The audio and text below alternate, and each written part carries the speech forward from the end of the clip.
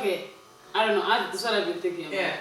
I've been thinking a lot, especially this year, about truth, right? Like, what is true? What is true? What is true? You know what I mean? I don't know how we could make it. Yeah, because I think for me, off the back of our what you know for sure and talking about living honestly and authenticity, I think after that video, I just all of a sudden felt like I was in spaces where I'm not living honestly. But also feeling That like time you said live honest laugh. friends, I even pointed, but feeling like also it's both an internal conflict, but also feeling like I'm in so many spaces where I'm feeling frustrated because we're just using jargon and spurring each other on. And where's the truth is? Exactly, and it just doesn't feel honest and real. Like, what would someone say if they just spurring you on? So like things like Yeah? I don't know I put on this voice. Yeah? I really don't know why I put on this voice. But things like, I mean, we're all in the race. We're all running the race, we're all journeying. I mean, heartbreak is part of the journey where it's like, just sit Give with me for a second, yeah. Let me breathe. Yeah. Okay. Let's Yeah. see. Maybe that's what we should talk Yeah. about. Yeah. Yeah. Yeah. Okay. Hey guys!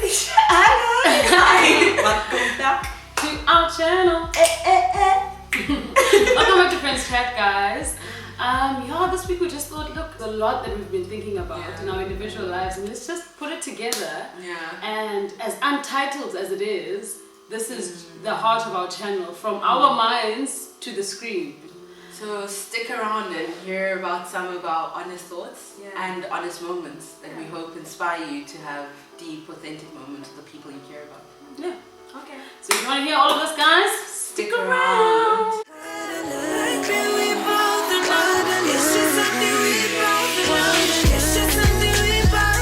Which is this feeling of just a repulsion to being in spaces that feel like we're just sitting around a table, spurring each other on.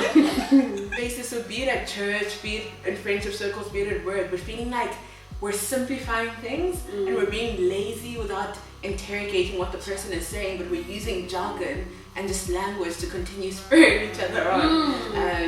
And I don't know, I've just been feeling a bit frustrated by it, but also feeling like it's so prevalent in so many spaces. But like, where did you first think of? Where were you like, what is this? Stop telling me this. We're with a group of people and we're all talking about, hey, we want to do good work, you know, we want to add value to the continent of Africa. And there's an excitement around all these terms of development and progress and all these things, but it's like, what does that actually mean? What does good work mean? Yeah. What are we really going to do? Is this good work? You know, can we interrogate whether, okay, we say we want to transform businesses, and it's just like, can we interrogate what constitutes as good transformation, and can we just define that and have more robust conversations and not just use jargon? Dig deeper. Yeah, because I think it's like, it's the easier option Yeah. to say, I want transformation, I want to see development, I want to see Africa change. But like, I think what it does is that it kind of signs you on to the bigger mandate that everyone is a part of. So it just makes you, it just almost like validates, like, I'm also with this. But like, what does it really mean when you keep using that jargon? And I think it's good that it finally frustrated someone. Like, it's good that it frustrated you, and it's like, okay, but like, what are we saying? We're just spurring each other on towards what? There's no legs to this concept. You say an example about coming back from church? Yes, so the other examples, you know, being in a church context, and feeling like, so say someone's sharing something, right? And there's so you in your head, you feel like, I know what everyone's going to say, someone has to bring up this term and that term and that term, because it's the things we say. But what about pausing and asking this person, okay, you're sharing on ABC, what do you mean by that? What are you thinking? How do you feel? And then We jump to encouragement. We jump to encouragement, but also very like a tool set. So that these are the tools of encouragement. You know, so he's sovereign. He'll never leave nor forsake you. Which is. It feels like it's almost you feel like people are pulling from a tool set, and I'm also guilty pulling from a tool set. Versus really pausing and saying, what does CK need? I know her walk. What does she need? Versus, should I just whip out what I give people when they tell me, I just failed the test? Next time, It's like a trigger. You are the head and not the tail. You will be first and not be last. It's like it triggers. Yeah. Wow. these like generic responses. Yeah. And I think generic things are created like a template. It's created for ease. It's something you can refer to easily. And easily like kind of you know, use. And it becomes a pathway, but the danger of that is the people who can't use the pathway, then they lumber, right? Like in the perfect, because they feel like they're not using the tool set well enough to be able to get themselves to the other side of either the discouragement or the difficulty of what they're in.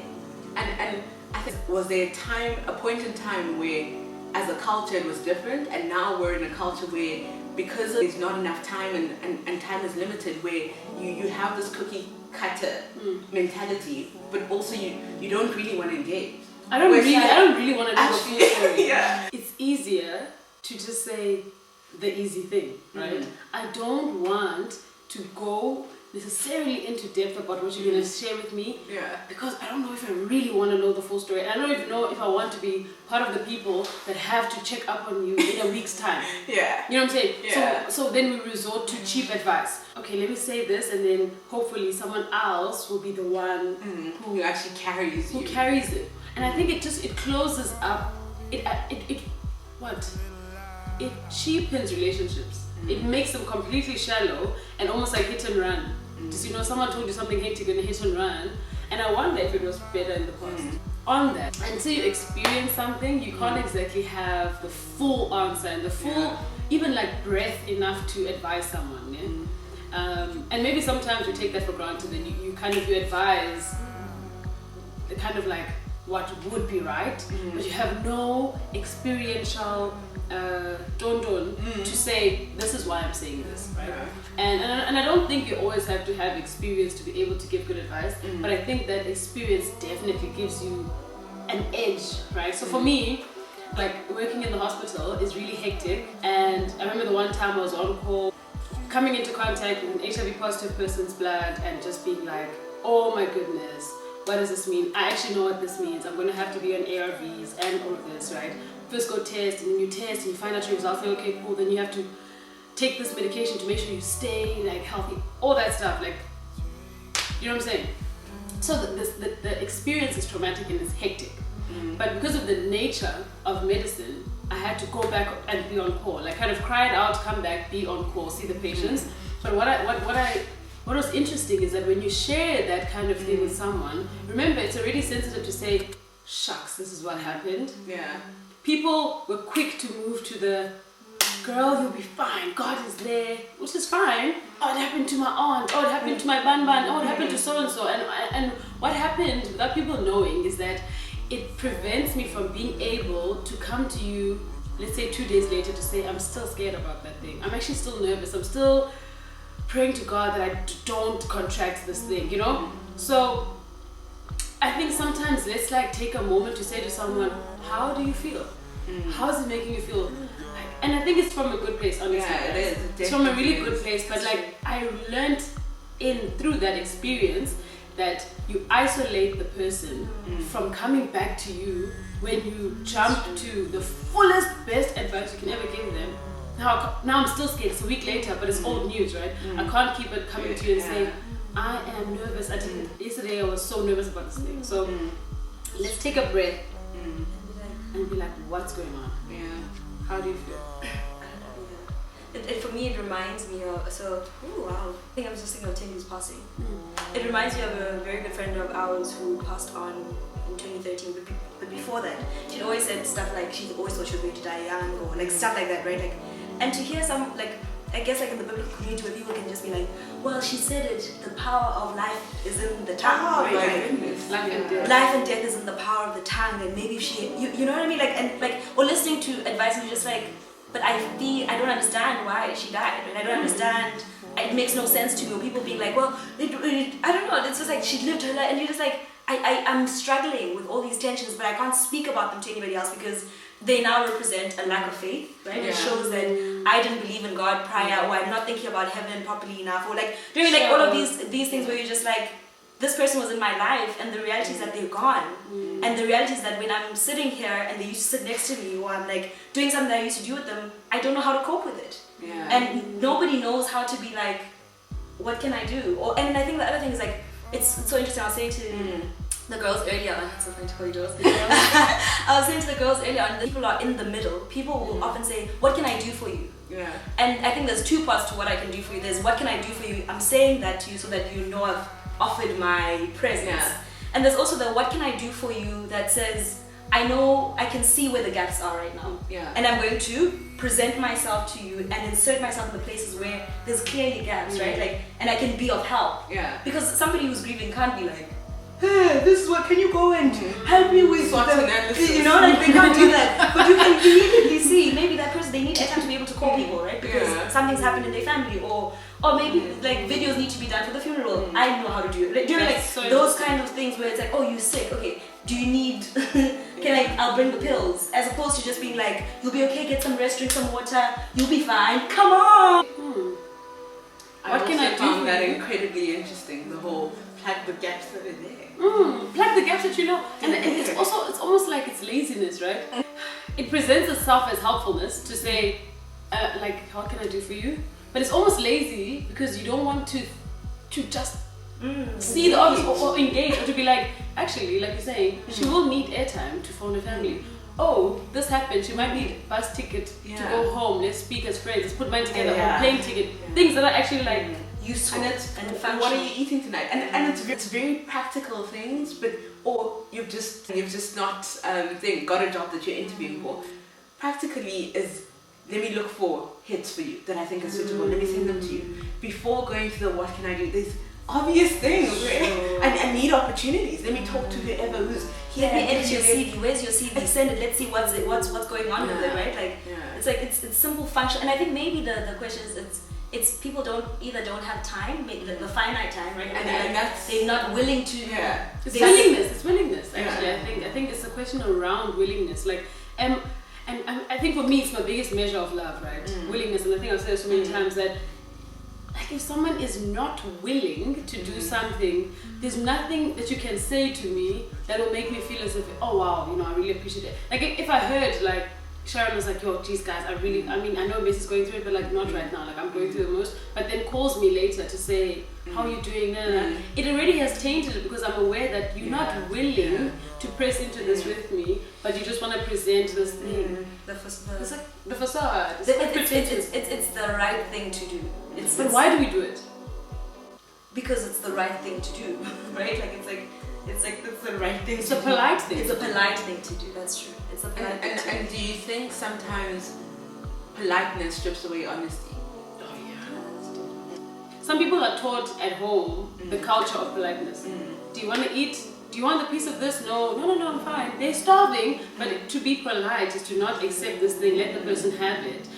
In being polite, I must tread lightly at the cost of maybe the truth. But do you think that honesty and politeness can coexist? Yeah, I mean, I think it depends on how close you are with the person, right? Like, I feel like you can't be absolutely honest to everyone. And don't you find that actually your level of honesty depends on the level of closeness with the person? Because if you're too honest before the relationship is strong enough, it may fragment the relationship. Whereas when you have a certain level of closeness with someone, you can be like, listen, what's that verse from Proverbs where it says, faithful are the wounds of a friend, right? Like, so you can be more honest with someone who you're closer to because your judgment is more objective. So it's not about like, why would they say that to me? It's not about preserving yourself in that moment. It's about, this person, I know they've shown me enough love and they can show me enough honesty as well. And I can accept that. But I agree with that. But my question would then be like, in any circumstance, if presented with the opportunity to be honest or to be polite, why do we tend towards politeness? Is it like self-preservation to come across as polite at all times? Because I think it's sometimes certain things feel a bit like taboos, the word, where it's like we're close friends and we have that relationship collateral, but it's like, can I call you up and say, yesterday when you asked me ABC, I told you this, but I told this to you from a place of jealousy, where it's not where it's not sound advice, but I was jealous and I'm sorry because I'm jealous of you. And it's like we're close. You'll choose not to be honest and to be polite because you feel like, as much as we all speak about honesty and authenticity, sometimes it feels like you get crucified for honesty, you know, and we struggle with the friction of I can be jealous of you, but I can love you fully and support you at the same time. So, and it goes back to what I fully believe is just the simplifying complexity. And I think because of time and not having enough time, we've moved to a culture of trying to simplify a lot of things that I think are inherently complex. And simplifying humanness as well, right? Because I think if we're made of dust, or right, which we are, Coming with the best of if you're tonight. so fallible, when you can see when you can do wrong. Yeah. But the assumption is that somebody must be whole and complete for them to be able to interact with you and be your friend. Yeah. Right? Like, so that your friend could never be jealous of you. Because that would mean that they're not my friend, and so that becomes the toxic person that you cut out. Yeah. Whereas that person is fully human. Yeah. They have very good qualities, but they can have that part of them too. And that's something that they can prune and fix in the long run. So we don't have space for that middle part of somebody where it's like, But then I think, right, if you as a person are not like critical and interrogative of your own things, so if I don't ever interrogate the fact that I might be jealous of someone, when someone says to me that they're jealous of me, it's a wild concept. Like, you know what I mean? It's like, Gasping. what? But where does it stem from? It stems from a lack of introspection, even or a lack of like boldness to face the fact that there are some qualities about you that are a little bit not so great, right? And so for as long, if I've interrogated, if I've gone to the place where I'm like, yo, shucks, I know what it feels like to say to someone that I'm happy for them when I'm not, let's say, then when someone admits that to you, it's almost like it's like, wow. And people always have things in hindsight says, when I was jealous of never in high school, now I could never, that couldn't possibly exist in me, right? Which also removes people from reality, because it means if I was jealous only 7 years ago, if you're jealous now, you can't bring it up now. It's another 7 years. And I think the ability to not even admit it to yourself is the idea that I think we struggle with you can be jealous, but I can want the best for you at the same time. Which it just feels like it's contradictions, but I think a lot of what I've been thinking about lately is that so much is grey, but we don't allow for it. Where it's like, it is a battle. So you are battling the carnal nature and what you're aspiring to, you know. So it is a battle, and it's not a perfect. It's not a perfect. Binaries we're talking about. I almost feel like that is what we're talking about, the heaviness of the middle. It's heavy. Because grey is in the middle, and it's the heaviest. And if you don't want to deal with grey, because how can you be my friend and get jealous? It means, but what else do you think about me? How dare you be jealous of me? Or it's easy to celebrate when Sharon says, you know, I used to be jealous, but now I'm not. It's easy to celebrate that. Or to talk about something in the past. The one that's happening currently, that's saying, girl, I'm your friend, but you know, or I know you're going through so much, but I don't really want to know the whole thing. Not now. My life is hectic. I don't really want to know. Or my life might be breezy, easy, but I'm not very interested in what you're telling me. You know what I mean? Those are awkward, hard things that we choose to present politeness to say. Let me listen. It's what we were saying about the ego earlier, right? Like it's what humans want to do. It's the thing we struggle most to is to defend yourself. So you're always ready to defend yourself. So think about when someone says something, you want to prove who you are, right? Like, so this is who I am. You want to hide some parts of you. So you can't say, this is what I do, and I'm the person in the wrong. I actually, do you know what I mean? Like, so those are some of the, you want to protect yourself as well, because it's part of your self-image. And so sometimes you always think that this is what you are. Every time we would have arguments with Lavambo, he'd be like, this is what you're doing. And I'd be like, that's not who I am, right? It's not what he's saying. And he's like, then who are you? Like, you know, like, because I was like, I would never, like, that's not who I am. Like, and he's like, then that because you have protected yourself so much, and you this is what you believe of yourself, you can't ever take the time to hear what somebody else is saying about what you're doing, the self-image. So it's preserve yourself, protected and defended all the time. And so part of psychology and economics theory, it's about in-group and out-group theory, right? Like, so in-group is like, this is who we are. So we are black, I'm Xhosa, I'm a woman, men are this, right? Like, so what you then do is you enhance your own image from your in-group kind of thinking, right? So if my friends, this is what my friends are. They are in this group, my friends root for me, my friends celebrate me, my friends are there for me. Anybody who who's not in this is part of the out group. Yeah. And that's the black and white, which is where in the in group, are you telling me there are no different Xhosa women, there are no different black women, there are no different feminists, there are no different Christians. We don't have that middle part for that kind of, in the in group, this is how we are. If we're Christians, that's what we do. So everyone's going to be like, hey guys, I was tempted. No one falls here. But and everyone is tempted. It's like everyone is tempted, but no one falls. No one falls. Because in the in group, this is what we are. We present a particular idea. I think people are tired of wearing the mask of this is what I should be, but in the middle, this is what I am. And I think it comes right back to Sharon's first point of saying this culture of spurring each other on, or just saying, come on, come on, come on, cheapens people's experiences, actually. And I think we should take the time to kind of sometimes, you know what I mean? Yeah. Sure, guys. Yeah. I hope this like challenges us to, even in our daily lives, even in our interactions, right? To kind of imagine what jargon am I using? Yeah. Am I just trying to enhance the in group and saying I want development? You know what I mean? Like, We as doctors, we save people. we save people, and we are never ever tired, and we are always for the patient. We are never for our. You know what I mean? Like, I hope that it actually encourages us to. And to reconsider what we say. I think maybe just to be slow to speak and quick to listen. That's good. Yeah, to listen a lot more and to engage deeper. Engage deeper. At the cost of your time. That's the thing. Because And it's not easy, but that's where wisdom is. Sure. Thank you so much for listening, guys. We really appreciate all of your support.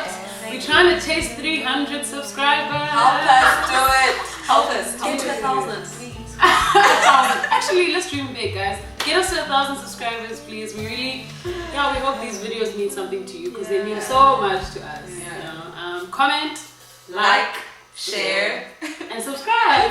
Yes. Have a great week. Bye, friends.